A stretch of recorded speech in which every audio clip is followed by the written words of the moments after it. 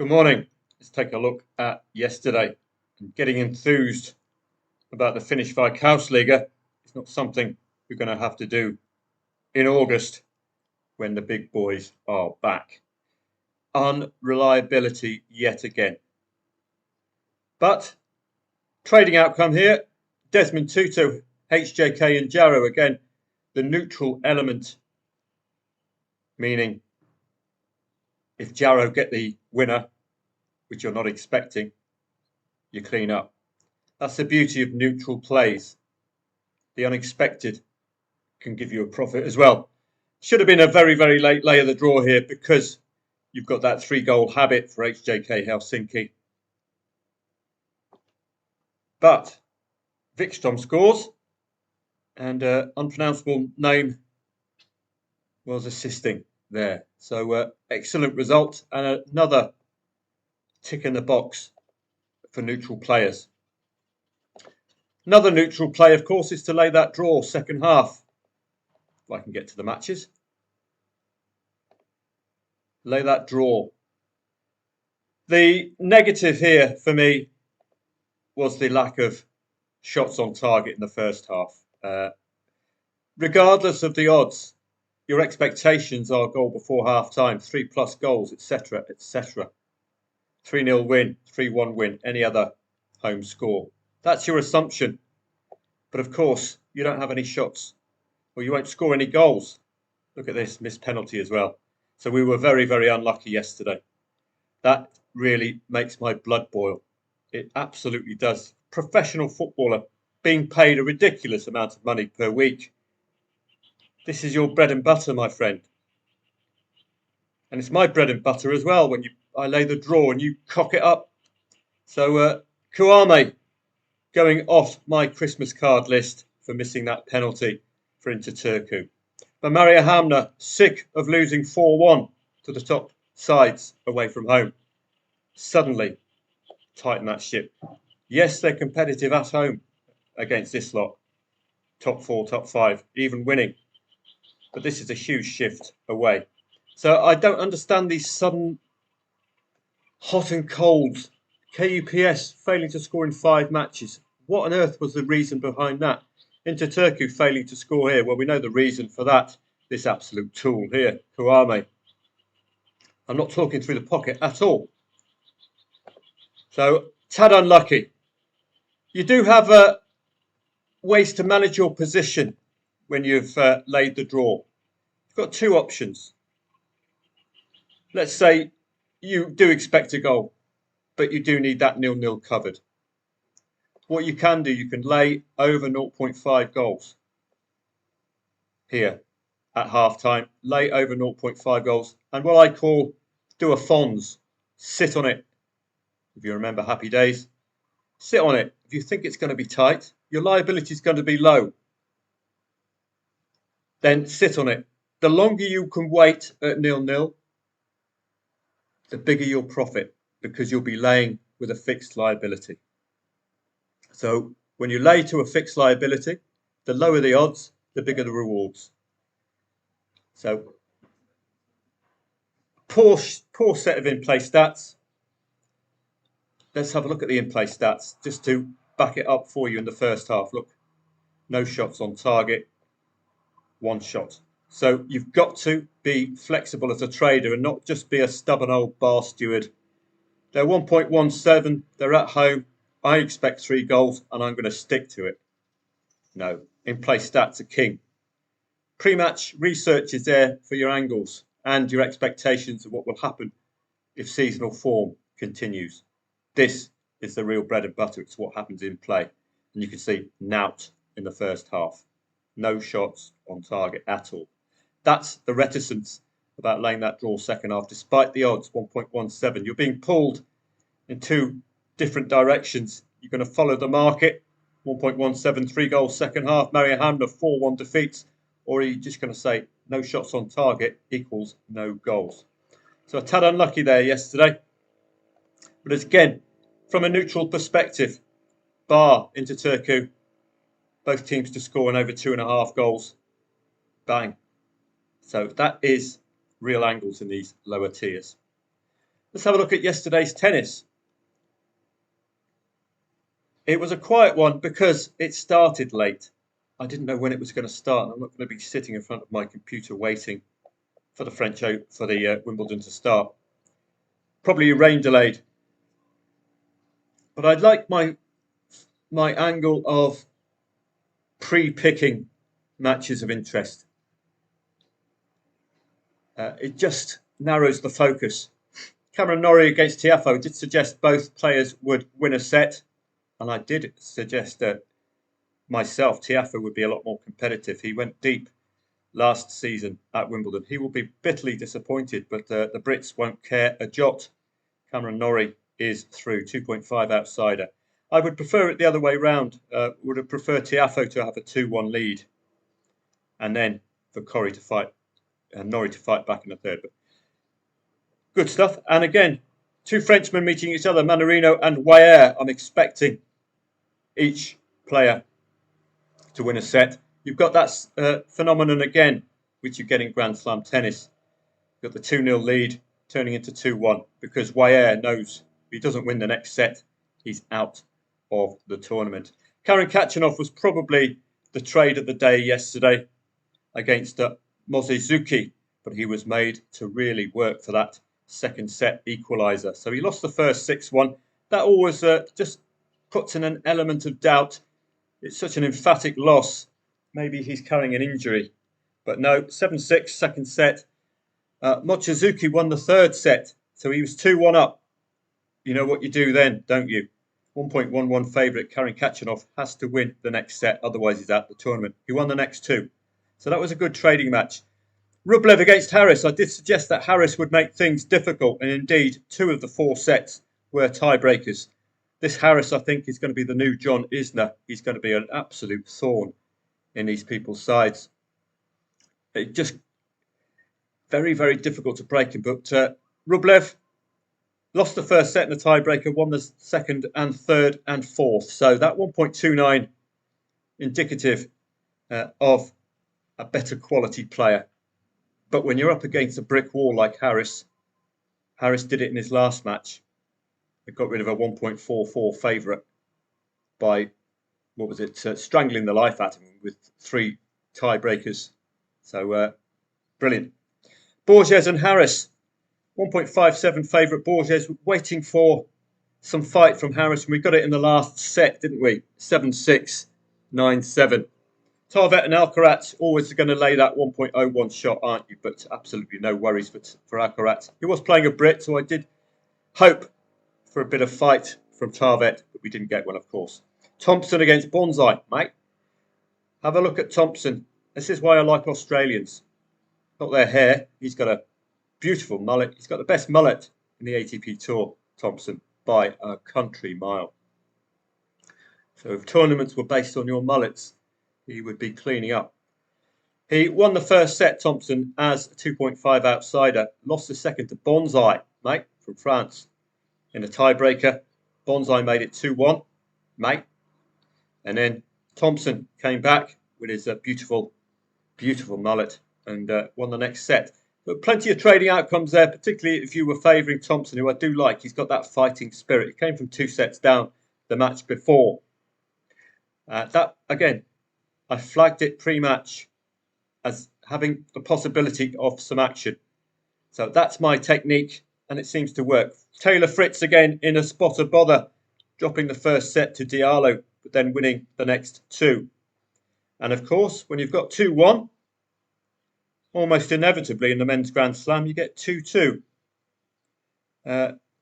Because otherwise Diallo's out if he doesn't win that set. And Taylor Fritz came back. He's had 2 5-setters now, Taylor Fritz. Does he have the fitness to carry on this? Because it's a real grinder, isn't it? 2 consecutive 5-setters for Taylor Fritz. First match, he dropped the first 2 sets in a tiebreaker. So he has the hallmark of a reliable player in men's Grand Slam tennis, i.e. he will give you some fight if he goes 2 sets down. So keep an eye out on Taylor Fritz. Real stick him in the book type of player. And in the ladies' game, I did star just a handful of matches again. The Brit Cartel, No problem at all from her. I was looking at Tomova to possibly win the first set. Mertens dropped the first set in a tiebreaker. That's the opening gambit that you have. That's the opening. 1.25 favourite loses the first set in a tiebreaker, i.e. she's not being overrun, is she, by Li Ah. 6-1 second set for Mertens, 6-2 third set. Bang, you're straight back. It's like a HJK conceding first and then equalising straight away. You play the odds movement there. Katie Boulter won the first set in a tiebreaker, lost the second and third. Disappointing for Katie Boulter at 1.17 shot. Oh dear. It's sad to see. I don't know why she's 1.17 because this is such an emphatic defeat to 101st in the league. Is it nerves for Katie Boulter? She just can't take the pressure because she shouldn't be losing to 100th in the world. 1.17 goes down, and they didn't have a good day, the Brits, yesterday, which was a pity. So we just go back to the women's game, finish that off, and then have a look at the tennis today because there is zero football today. Football begins tomorrow. I've done all the research for all of the weekend football. There's some good stuff. So the last two matches, Paolini, 1.17 home favourite, won the first set, and again, Rakhimova. Wow. Rakhimova beating a 1.17 shot. I don't think I would have laid Paolini winning the first set. My angle in was a reliability of Paolini. Emma Raducanu straight through in two straight sets against Vondrousova. 2.63 outsider. So really, that is a huge result, considering in Eastbourne she lost a joint and she'd been having some back issues. So that is an emphatic win. I'm not sure, would I have taken her on winning the first set, Emma Raducanu? She's a bit more high profile than the other Brits, isn't she? So let's have a look onto today's Grand Slam tennis. And it might be rain delayed again, which is a real pity. The late ones, Auger-Aliassime and Struff. I told you Struff is going to be a pain in Auger's behind today. Auger-Aliassime won the first set. Struff won the second, 11-9 on a 7-6 tiebreaker. He is a good grass court player. Auger-Aliassime was made to work in Mallorca on grass. I think this match is nowhere near being finished. 1.36, far too short for Auger-Aliassime. Pity it's out of my time zone, that one. So a bit of a late evening play. Ferry, it's a 1.8 and 2, which means it's the market's expecting a even Stevens. Well, Darderi has won the first two sets against Ferry, F-E-R-Y, a Brit at Wimbledon. So this is the opportunity. Ferry must win the third set or he's out of the tournament. We've seen the Brits flake a little. Lofhagen, really, I don't know if the bookmakers are being patriotic, but Lofhagen at 1.3 and his demolition, far too short. So maybe they're just like Katie Boulter, 1.17, losing. Won the first in a tiebreaker, losing the second and third very, very easily. 1.17. Are the market makers being a little too confident with the Brits? It could be the reason for Ferry. Well, 1.8, but he's being taken apart by Darderi. Interrupted match, that one. Van der Danslop and Davidovich Fokina. I did think Davidovich Fokina would be competitive. Indeed, he is. He's 2-1 up at the moment. It's 5-5 in the fourth set. Any other matches today which grab my eye? Well, hello. 11 a.m. Pennington Jones. Hello.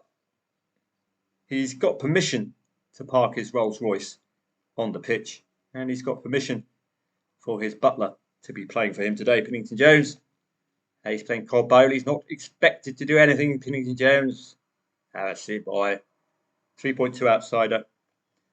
I will star it. He is a Brit in a British Grand Slam. De Minaur is very reliable. Australian at 1.08. Take the hint. He should be comfortable this afternoon, and definitely a reliable trading player. A bit like Taylor Fritz. You can hopefully take him to the bank if he's 2 sets down. Auger-Aliassime Struff I already highlighted from yesterday. Ferry and Darderi as well.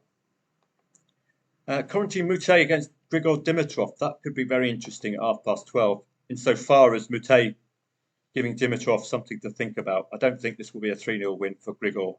Just don't have that feeling. Moutet is a little more accomplished. We've got an absolute humdinger. Danny Evans against Novak Djokovic. Djokovic must be laid at these odds, 1.03 at the off. Stomach upset for Novak. Could knock him off kilter. Playing a Brit, likely to be sent to court. I think Evans might just do something here. 1.03 is certainly laughably short about Novak, who is more and more vulnerable these days. So I'll be following that with interest. Nakashima and Opelka as two Americans meeting each other. Could see Opelka know Nakashima's game a lot more. Nakashima, the 1.44. Jack Draper against Marin Cilic. Could be interesting. Jack Draper is going places, heading towards the world number top 5 places. Likely to take over from Andy Ruby Murray as Britain's sweetheart tennis player. Playing Marin Cilic, who is nearly as old as Joe Biden, and he's got one hell of a serve. So he could be a thorn in Draper's side, which means that 1.10 pre-match, far too short for me at the off. It's a 5-setter, potentially. It's a long way to go, backing someone at 1.1. Best to lay them all day long at those odds, particularly against a potential tough Cilic serve. Yannick Sinner is playing an Australian today at 1.01. He's got to be laid at the off. Simple as that. Gael Monfils can give a good account. 1.91 both players. Is that going to result in both players winning a set at least? And both players potentially taking this to a 5-setter. Basilashvili got rid of Musetti. And I didn't do my proper research, did I, with Musetti, who was absent for the whole of June. You've got to know your players. Sonego is playing another Italian here today, and I could see a little bit of needle. Sonego wanting to get some revenge for Basilashvili's beating of Musetti. So I will star that one today. Got a little bit of a story in the background. I don't think Musetti is strong enough to get deeper into the tournament. So Sonego at 1.44 might give him something to work with. He's probably a little bit fitter than Musetti was. In the ladies' game today, let's have a look through. Andreeva, 1.07. Take her on. She nearly lost the first set at similar odds previously. And you've seen we've had a couple of these 106s go down. That's a £6 liability for a £100 return. Iga Swiatek playing McNally at 1.03. Got to be laid at those odds. Torsin beat Heather Watson, but she's 1.73 today. So it suggests she's got a more difficult task on her hands. I don't know too many of the ladies that well. Maria Sakkari, my future ex-wife, beautiful Greek player. Not even favourite today, 5s outside it. She might just play above herself, but I think she's coming off the back of some injuries, Sakkari, which is a pity. She might not be fully wound up. She was a class act. So only a few on the ladies today. From the footballing perspective, there is nothing going on today. So I will see you again tomorrow. I've done all of the research for the weekend's football, comprehensive as well. It does take a while to do it manually, but I like doing it manually if I have the time, because it's I see things in greater detail. I can add additional stats and angles that review research won't get. So tomorrow you've got KUPS on the comeback. They've shown themselves with that win, scoring 6 goals against Guineaston, that they are back and something to be reckoned with. Irish Premier Division, St Pat's still look absolutely dodgy, failing to score recently and having trouble scoring at home. Don't fancy them against Bohemians, who beat Shamrock Rovers recently. So Bows could give a good account of themselves today. Shelburne are at home to Cork City strugglers, in the newly promoted strugglers as well. Co Ramblers have been excellent this season. Top 2 berth, I think, for them at the moment. And Dundalk playing Kerry. This is a due deference to Kerry. That Dundalk are 1.66. This time last season, Dundalk would be 1.2. Kerry are on the real improve at the moment. I used to live in Kerry. Better known for its Gaelic football, not its soccer with the gooch. Those of you in Ireland will know what I'm on about.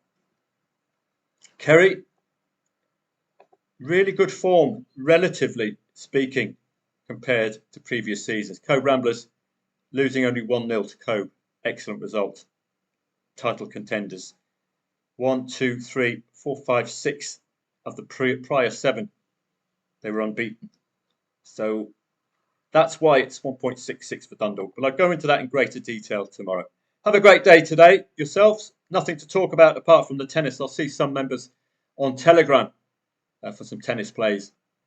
And I'll see you tomorrow for a pretty decent Irish coupon.